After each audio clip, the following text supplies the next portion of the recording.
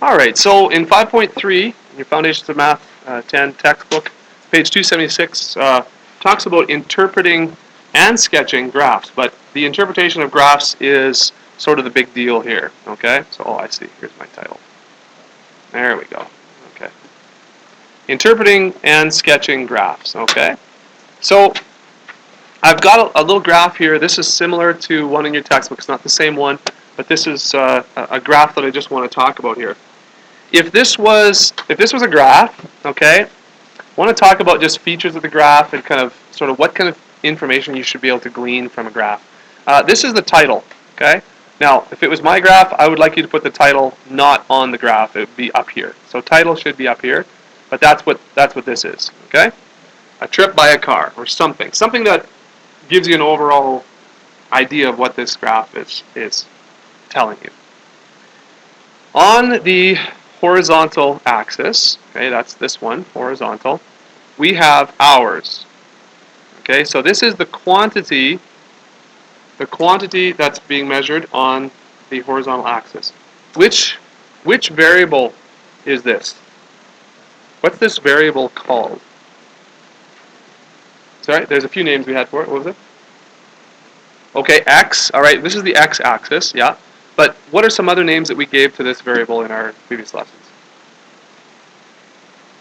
Sorry, independent, yes, the independent variable. Good. Anybody else? Sorry? Domain, yes, this is the domain, okay. Good. So the independent variable always goes on the bottom. Okay? Independent. What's this one then? Dependent. Very good. All right, miles. So this is a trip by a car. So this is time. Now, really, the quantity is time. So you should put the quantity being measured and then the units of that quantity in brackets.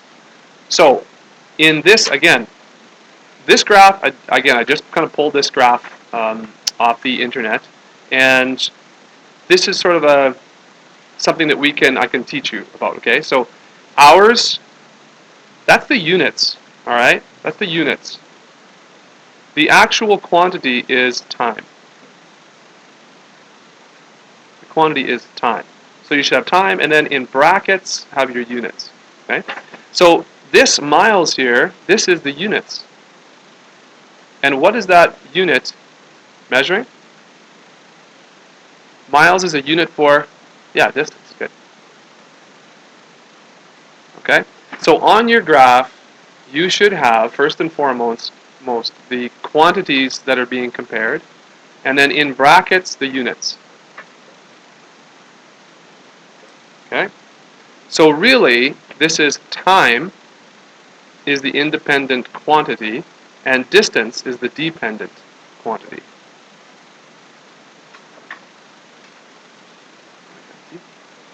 Whoops. All right? Okay. Now, what is this graph telling us? What's one thing you can tell me that this graph is communicating to you? Anything? Okay, very good. How long it takes to go a certain distance. Okay, what can you tell me something more specific about what this graph is telling us? Anything?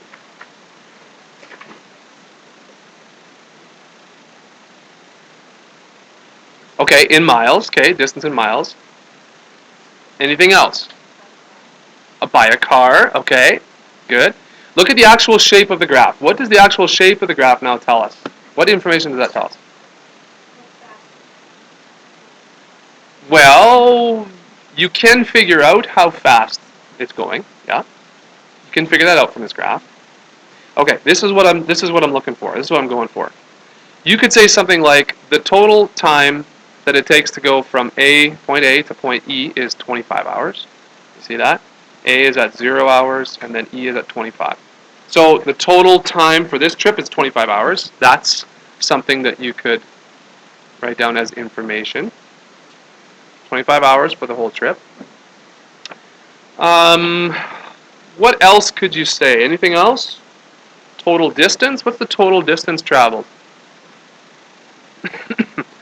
from this trip, assuming that A, oh, well, here's another thing. A is a starting point, E is an end point. Okay? That's something you can get from the graph. It looks like A is the end beginning for the start point, right? And B is the end of the trip. And now let's go back to the distance. What's the total distance covered in this trip? From the start point to the end point, 200. Yeah, this should be E. I think I said E wrote B. E is the end point. Okay, good. So 200 kilometers is what? The total distance, right? You see that? So A to 200. Now, is that 200? Okay, so let's look at this. What do each one of these squares represent? There's 1, 2, 3, 4, and then this is 5. So each of them are 10, okay? So 10, 20, 30, 40, okay? And so E is at 200? Okay, let's see. E, let's follow this line over. 220? Okay. Well, where's 200 here? Which one's 200? This is 50. Let's see. 60, 70, 80, 90, 100, 110, 120, 30, 40, 150, 60, 70, 80, 90, 200. This is 210. Okay, very good. Okay, so 210. Oh, and what else did you say? Oh, really? So my question is, your boyfriend what? A boyfriend named Miles. Well, that really contributes well to the lesson. Thank you. That's very important. Okay. Okay, so I'm hearing some muttering while I'm writing stuff up here. Okay. So you guys notice that this I wrote what? B, and it should be E.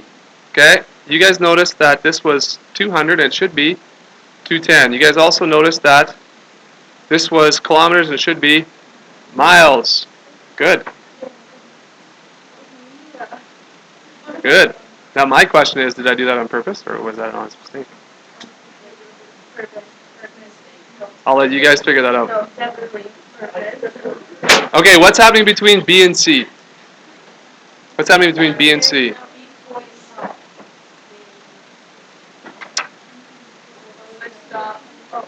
What's changing between B and C? What's changing between B and C?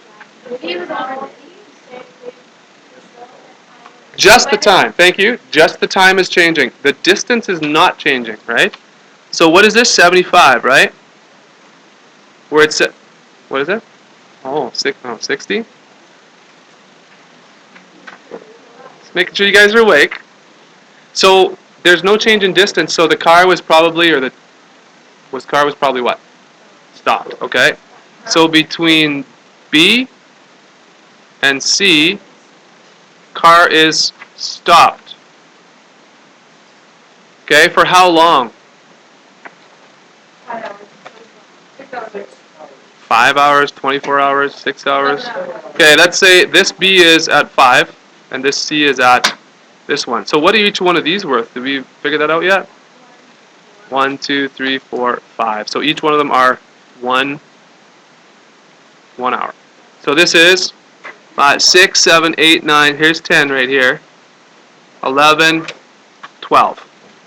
So between 5 and 12 hours is 7 hours. That make sense? Okay, not 5, not 24, 7.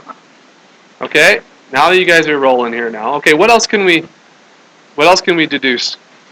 Now it's maybe getting a little less obvious now, but okay, wait. Let me just do this one here. What did you say? They drove faster between D and E. Okay, who agrees with that? Anybody disagree with that? Okay, so let's go back to that statement. They're traveling pretty fast between D and E. How is speed calculated? Speed is calculated distance divided by time, right? So what's the time that was taken to go from D to E? 5. So how many hours between D and E? 5 hours. And how much distance was traveled? This one appears to be at 20, going to 210. So 190 miles in 5 hours. So what is that for a speed?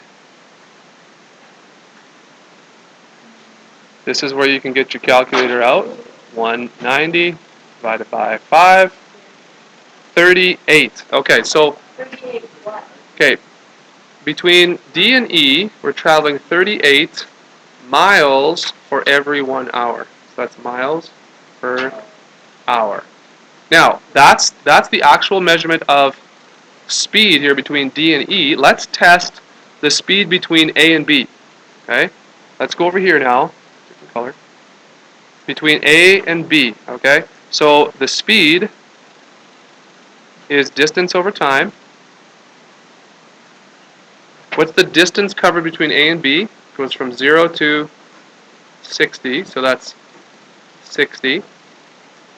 And what's the time? 5 hours. Okay?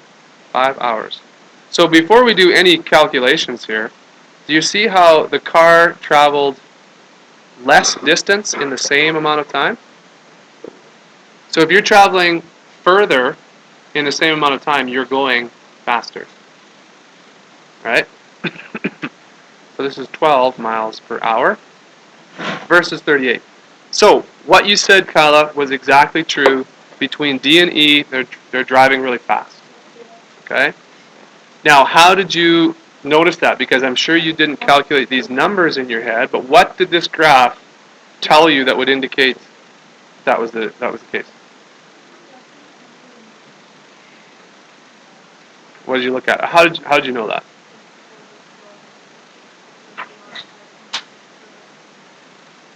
Okay, it's not as much. Okay, so yeah, so you're talking about the angle of this line. Basically, it's very steep, right?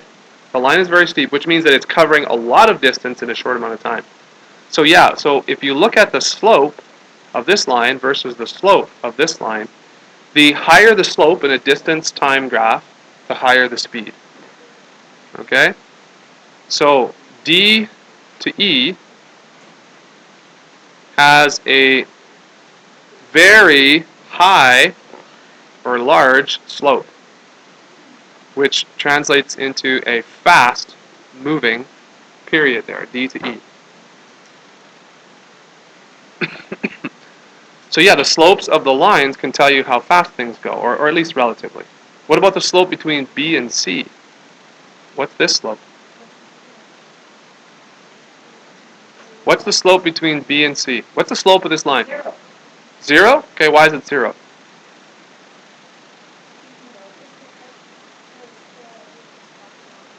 Okay, it's parked and not moving. All right, but why did we say it was parked and not moving? Because there was no change in what? No change in distance. So if we have a 0 distance change divided by whatever, however many hours you want, what is this for a speed? 0 divided by 7 is 0 miles per hour. Okay? You can't divide by 0 and get a number, but you can divide 0 by another number. That's fine.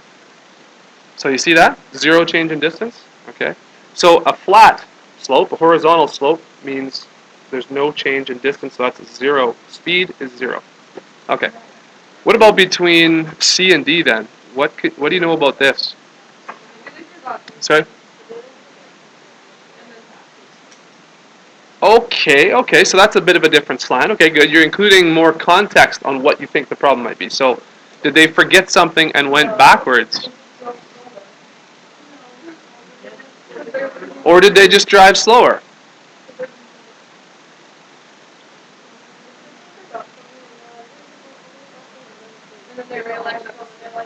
Okay, so how many of you think that this is driving back somewhere or just slowing down? How many of you think it's driving back?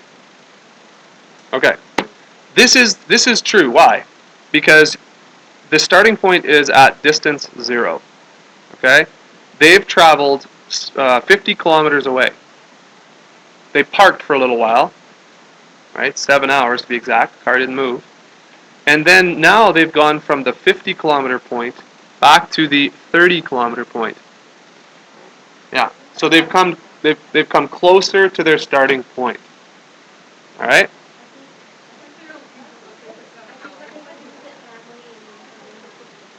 Okay, so yeah, there could be lots of different explanations for this, and I'm glad you guys are thinking that way.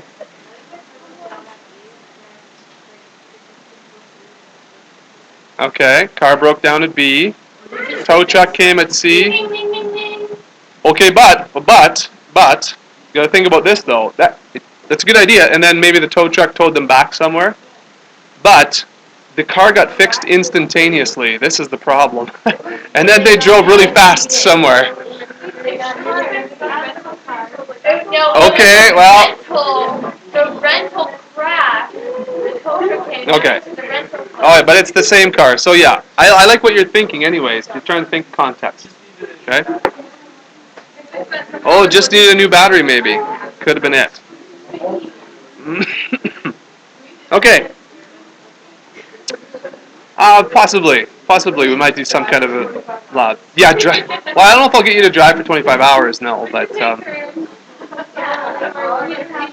all right.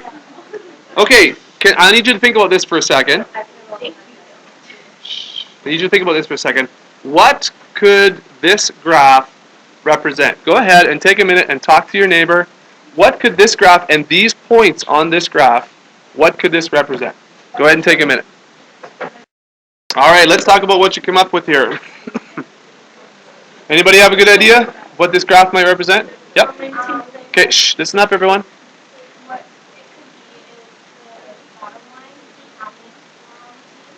Okay, so this one could represent people, number of people on a team. And then the other one is times the practice. So like team A practices from 6 to 7. Okay, so this could be practice times. Okay.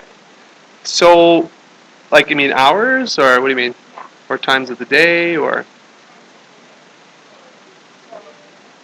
how many hours a day? Okay, so let's say hours per day. And this is the number of people on the team? Okay. All right. So we don't have to put a unit, number of people, just a number. There's no unit you have to put on there. All right, so the title would be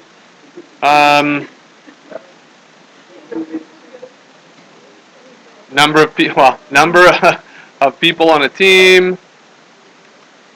Now, on a title, lots of times you put versus, okay? Versus practice times. All right, and you can just label the quantities like that pretty simply for a title. That's fine. Okay, so what this is saying then is that we have some team of whatever, for whatever sport, and that team has 2 people on it, and they practice for 6 hours a day.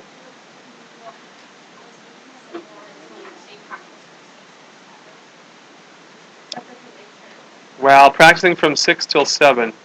Do you mean, okay, we'd have to... So if this was times of day, how do we reconcile 2 and 3 and 4? Is that afternoon? Okay.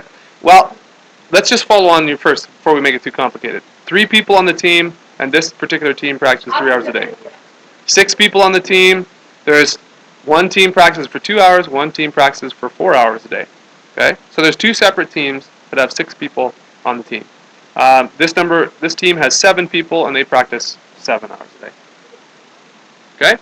It could be, and the teams, who knows what sport they're at or whatever, but that's a good guess. Anybody else have anything else?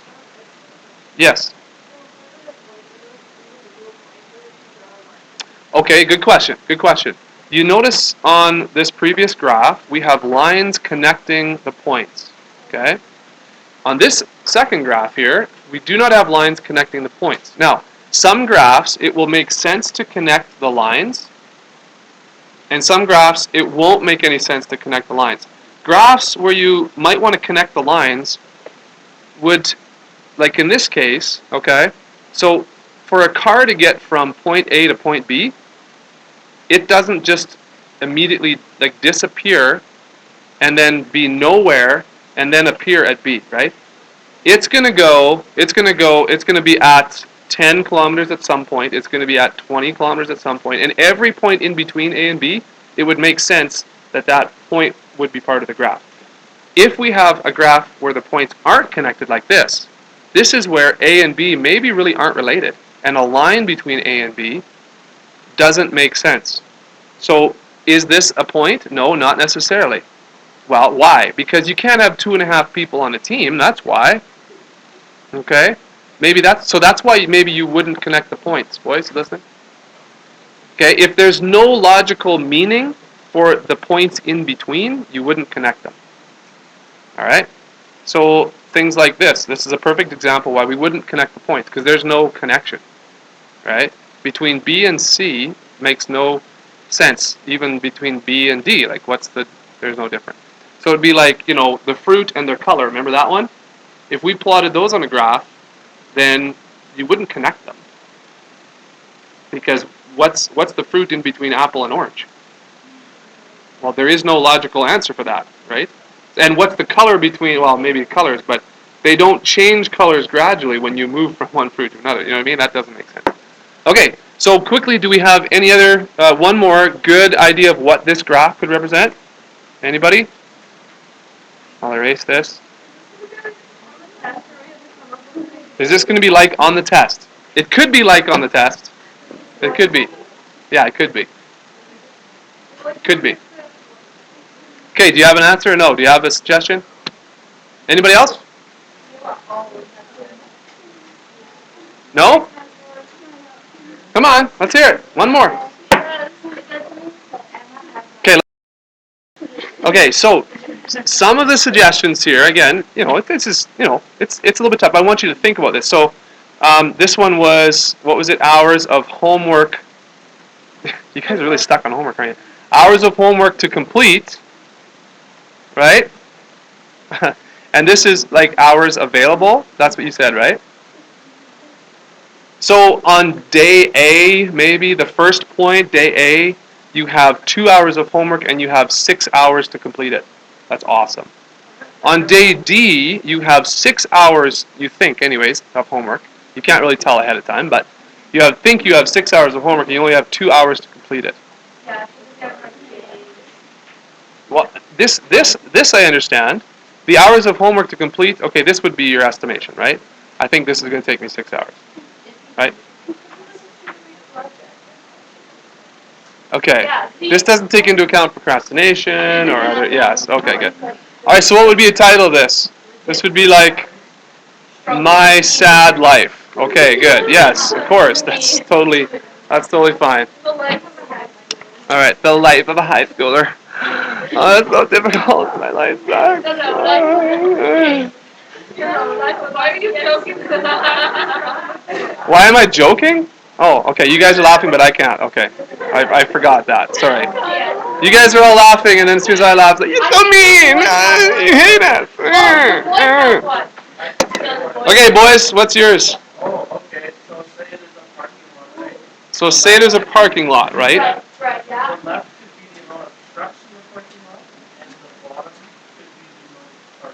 Number of trucks and number of cars. Okay. Vehicles in parking lot. So on day A, you're saying there's 2 cars, 6 trucks. Okay. Day D, there's 6 cars and 2 trucks. What about 4 and 5? So what this is saying then is that there is no day where there are 4 cars and 5 trucks. That just didn't happen. Maybe this is a 1, 2, 3, 4, 5 day. Maybe this is Monday to Friday, 1 week. Right? That's what you're saying. And so then, for some reason, on day E, maybe this is Friday or something, there are 7 cars and 7 trucks in the parking lot. This is like vehicles in the parking lot of Best Buy on Black Friday. BF. Alright? Does that look like a B? Okay, that's a good one. Yeah. Okay. So I like how you guys are thinking. This is very good, interpreting graphs. All right, just one more little thing I'm going to do here. Watch this. Look at these samples of graphs here. Okay? Look at this one here. What we can say about this is what? Let's say this was a car and we were traveling. So what's happening here in this? Sorry? The car is parked, okay, or not moving. It is a certain distance away from starting point or whatever it is. For the whole time, it is not changing its distance. So a car could be parked. A person could be sitting on the bench or sleeping or whatever. Okay, what about this one? Remember, this is speed and time. Okay, so it's going the same speed. Now, we have to be very careful about this. And this whole speed versus time, as opposed to distance versus time, it's tricky. And this is something that we'll focus on as you guys move through. Girls, you can turn on face this way, please. No. Yeah, thank you. Pay attention. Now you have to be careful. The speed doesn't change. Actually, the speed is on the vertical axis here, and the speed is changing the whole time. Okay, yeah, I know this is tricky. This is tricky. The speed is increasing steadily over the whole time. So if this was a car and this was speed over here, this speed would be increasing steadily the whole time. It's increasing speed.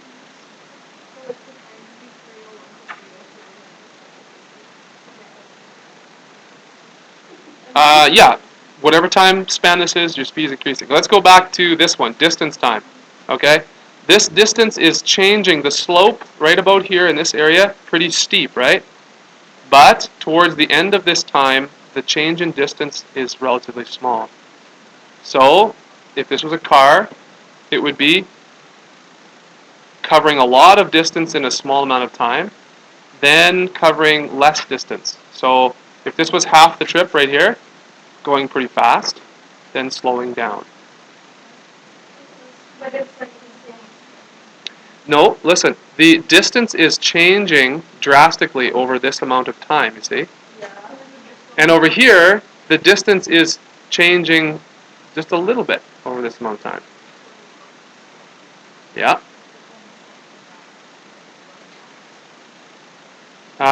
No, don't think about these connected right now. I'm just looking at one graph at a time right here. You're looking at this one? Yeah, I'll just look at this one right now. Just look at this one right now. Okay? This distance here versus time graph. Let's just look at this one. Okay? The distance is definitely changing. And what can you say about this car?